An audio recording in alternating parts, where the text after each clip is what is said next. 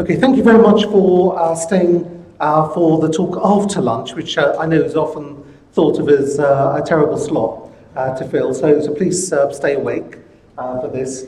I'm in fact the understudy for this presentation. I'm not supposed to be up here, even though I'm one of the authors, because we had a student, one of my students was due to stand up here and to give this presentation.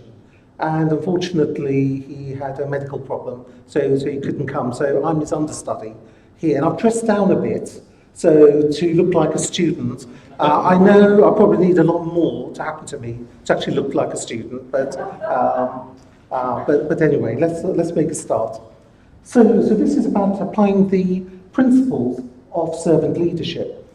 I'd like to thank the committee for inviting me to give a presentation. And originally, I was just told it was a teaching and learning conference. And so I put together this paper with the students. And it was only afterwards that I heard that it was about servant leadership. And to tell you the truth, I'd never heard of it before. And I thought, oh no, what am I going to do? Because it's sort of like about something completely different. I then went and I studied it, and I thought, you know what, this presentation is actually about servant leadership. And, so I actually got to this position without actually knowing about the subject matter. And it's great that there are numerous roads to servant leadership, so you can be totally ignorant about it and arrive at the same point as those people who know about it. So I think that's really good news. So the principles then of servant leadership that I and Dale, the students who were supposed to give this talk, went through was things like puts the needs of others first. And that very much applies to students in higher education. Understanding, making the student the centre of the higher education experience. Helps people develop and perform as highly as possible. Focus on the well-being of the other rather than the self. And engaging the student with respect to sort of deeper approaches to teaching and learning. And we also sort of have a look at the questions. Does a student's success mesh with that of the principles of servant leadership? Does our ability to solve things together and embrace new ideas fit into the leadership approach? And what I'd like to do is to address all of these points by looking at a case study. So this presentation is not a big-scale look at the servant leadership, but very much how it's been applied in one particular case. And I think it can be used as a template. I certainly intend to use it as a template for future interactions with students. So if we go back to the beginning, just to give you some background, we have Pearson, who is the people I work with at the moment, and they have something called efficacy of digital resources. Pearson is a textbook publisher, and it supplies learning materials for higher education, for schools and professional bodies as well. And previously, all they did was produce textbooks, paper-based textbooks. And when you sell a book to someone and you don't really know them, they come into shop and they bookshop and they buy a textbook, you don't know whether they've opened it. You don't know what they've looked at, you don't know what they have learned from it, or anything. So sort of as a publisher, it's not just Pearson, it's any publisher, the problem is that when you produce a learning resource, let someone else access it, you've got no idea what they're doing. Pearson is moving more towards digital resources now, and now we can tell everything. We can see whether the student has gone in to look at the resource, we can see what page they're looking at, there's a whole load of interactive quizzes and all sorts of things, and we can see their performance, how they've been doing, we can provide feedback. So it's a different ballgame completely. And so Pearson wants to have a look at the efficacy. How effective, what sort of impact does a learning resource, have on student learning? And they bundled this processed together in the term of efficacy. So my role at Pearson is to measure, to do experiments, to do research into the extent of the impact of these resources on student learning. And the way I do it is I run pilot studies, and these are conducted at Plymouth University, and in fact, universities right across the country. And if any of you would like to get involved in any of the pilots, please send me an email, because I'd be more than happy to talk with you about that. And these are proper pedagogic research experiments and projects that we run. And anything that we find that is showable at a conference or publishable as a paper, we do so. It's all out in the open. This isn't just for internal use. So in fact, we've had about 8 or so papers published so far in the last year. So things are going really well. So I conduct these pilot studies at all these universities. We get all the data together, both from the resource itself, from the platform, and also from students' opinions, all sorts of different ways we gather the data. And once I got the data together, my stats isn't all that good. So I decided to partner with a statistician, Irene, who's one of the co-authors of this paper, and work with her on doing the stats on the data that we collect about student learning. Irene then said to me that she's really busy with all of this. Why don't we have a student who is doing a project with us? And so we had the student Dale, we started with student Dale, and he's working with us on the project. So this is a partnership between a university student, or a lecturer rather, a student and industry.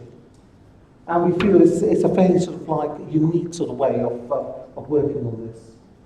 And then Dale then has been working on the project, and he and I and Irene write efficacy reports.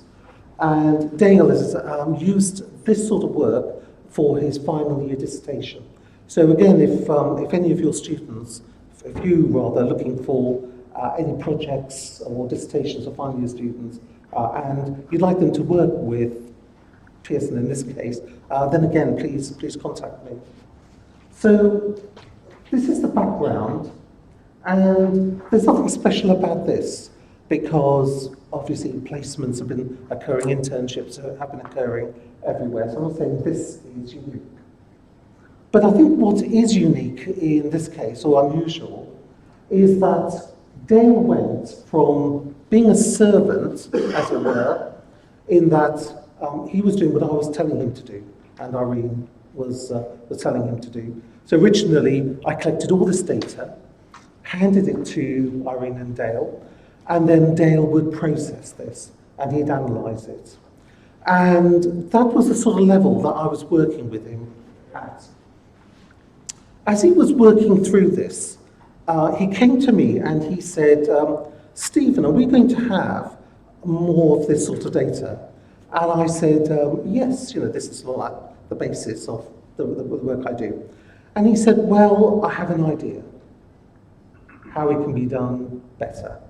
Would you mind if I explained how it could be improved? And I'm not often used to students giving me back more than I give them. But in this case, he was offering me something that I hadn't thought of. And he said I could write a web application, a web app, that could automate this process for you. And also, it can be used by other people who don't know statistics. And so I was a bit taken aback, because I thought, well, I've never thought of this. I was just thinking of shuffling data and him analysing it and writing a report. But in fact, what he was doing is that he was going from a servant to an enhanced learner, because he understood what I wanted to do, he understood a more efficient way of doing it, and a way that he could empower me and empower others. And in that way, he became sort of a leader, in that I can't do what he's done. And, it's gone around in that way. So it starts off with Dale sort of like as being a student servant in a way. I know the term's a bit provocative, but it should be sort of like commas there. To becoming a co-worker, I never think of a student as working for me. They were sort of like work with me on real life problems. To becoming a leader, and because of what he's done, he's empowered others, and it's sort of like it's encouraging others to also empower other students. So I think there is this virtuous circle that could come out of this, that has come out of this. So what has he done exactly? Well, because of his skills in maths and statistics, he has produced an application, a web app, called a Shiny app. Now, I don't know your backgrounds. I don't know if any of you have heard of a Shiny app before. And has any of you heard of a Shiny app? No? Thank goodness, because I definitely hadn't heard of it. And he kept on saying, I can produce a Shiny app for you. And you can imagine what my mind was thinking, what a Shiny app was. But Shiny is the term used by people called RStudio. It's, you've heard of languages that are used in programming, and I've heard of a few, I'm sure you have as well. This was a language that I've never heard of before, called R. And so just the one letter R. And apparently it's a very powerful language, a very powerful computer language that a lot of apps, web apps are written in. And R, I think is, he told me, I'm not saying this out of my own experience, is the freeware version of another language called S. So, you know, if you want to impress people when you go back and you sort of drop in R into the language and they say, what's R? Well, it's a freeware version of S. And just make sure that your mobile phone goes off or something to take you away from that before them sort of saying, well, what exactly is it? Because that's the extent of my knowledge over. But what he's done is that he's written a program that turns analyses of various data into interactive web applications. And it sort of works like this. So I conduct a study, and I put the data that's collected into an Excel file and then save it as a CSV file. So it's the normal sort of way that you normally put in data into an Excel file, get graphs and things like that from it. Whereas Dale has produced this web-based stat app, and it takes in the information, takes in all the data from the Excel file or the CSV file, and it performs various analyses. And it's really quite clever because you can put in sort of like any form of data in a particular format, and it does an analysis which chooses the appropriate type of statistics to perform on the data, depending on number of items and all sorts of things. So you probably heard the term, there's an app for that. In talking to him, you know what, I think there's another term, and that's, there's a stat for that. Because, you know, I've sort of like said, oh, you know, are there any statistics on this and that? And he goes, there's statistic we can apply. You know, even to one man and a dog, I'm sure there's a stat that you can apply. I'm amazed. And so what this does is it goes through, it works out, calculates whether it's normally distributed. So is the population skewed or is it normally distributed? Depending on which one it is, and depending on the number of items, obviously, it produces the appropriate statistic. And it displays it as a diagram, so you can sort of have a quick look at it. And also, there's a little bit of text around it, talking about what it is. Now, you know, this is statistics for people who aren't statisticians. Okay, because, you know, it's sort of written in a way that it gives you a quick look. It tells you rapidly if your data is statistically significant. And it was at this point that Dale was going to show you a little demo, going to run a little demo for you. And this is beyond me, because he was sort of like writing this almost up to the conference. So rather than have a tomorrow's world, for those of you who remember that moment, where you start demonstrating it and everything goes wrong, there's some screenshots just to give you an idea.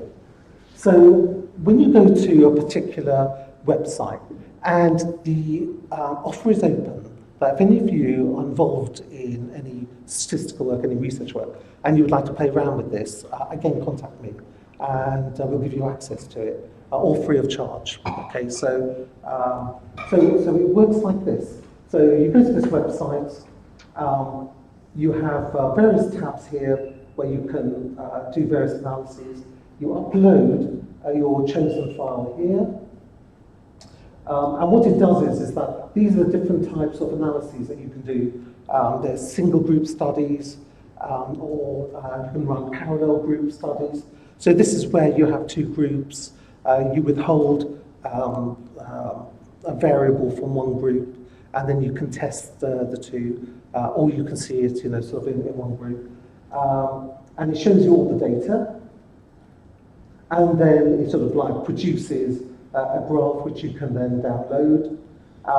And also there's some narrative around it saying the sample size is small, it's not a normal distribution, and whatever statistic is applied is not significant.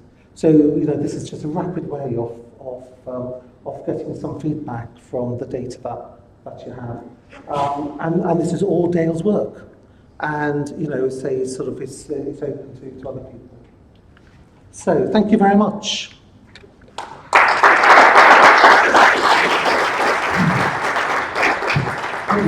We'll have a few minutes at the end of Steve's talk for some questions. So any questions? There's two microphones here at the front. Thank you, Nadia. So if you have a question, would you like to raise your hand? Yeah, please. Just mention So why are you having it down to you with Mike? Could you just mention some of the journals that the reports have been published for us, please? No, I can't at the moment, but I can send you a list. Please. Okay.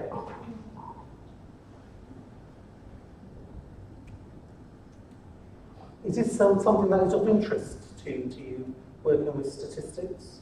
Yes. Yeah. Yeah. Sorry, I'm asking the questions now. This is one of our fifth class here. Tomorrow's going to talk as well, aren't it? Isabel. You can just wait for the microphones up.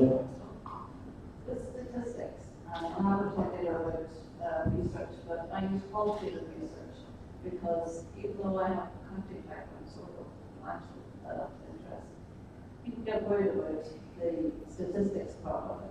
And the numbers part, and what do numbers mean, and how you can make it understandable for other people. And if someone asks you a difficult question, how do you deal with that? So, are you going to do something that has a really good way of presenting it easily, that will make it easy to handle, and that will explain everything very quickly? Okay, thank you for that. So the answer is yes, definitely yes. Because I don't want to say this, but this is a stat academics. It's something I can understand, and it's very much quantitative. So before I joined Pearson, they were more interested in qualitative. So there's a lot of expertise in that. What they were lacking was the quantitative, and so this is specifically for quants and to make it digestible by people who don't know stats. All right, thank you. Hi, thanks for that. I'm just curious, do you have an idea of the range of statistical tests that this app can perform? So I'm thinking t-tests, Pearson, correlation, etc. Yes, so at the moment, I think it does a huge range of, again, I'm handicapped by the fact that Dale isn't here to answer these questions. It is limited to these two groups, the single group and the parallel group. And the next version of this will have Pearson correlation. So, and the idea is that it'll grow. You know, as people ask for it and request, it'll be incorporated. Lovely. So I think we bring the interest of keeping the time, Stephen. We'll keep the questions to that. We thank you for coming and for sharing that information with us, and we appreciate in particular you coming from Plymouth, knowing the transport nightmare that's going to confront us. So thank you very much indeed. Thank you.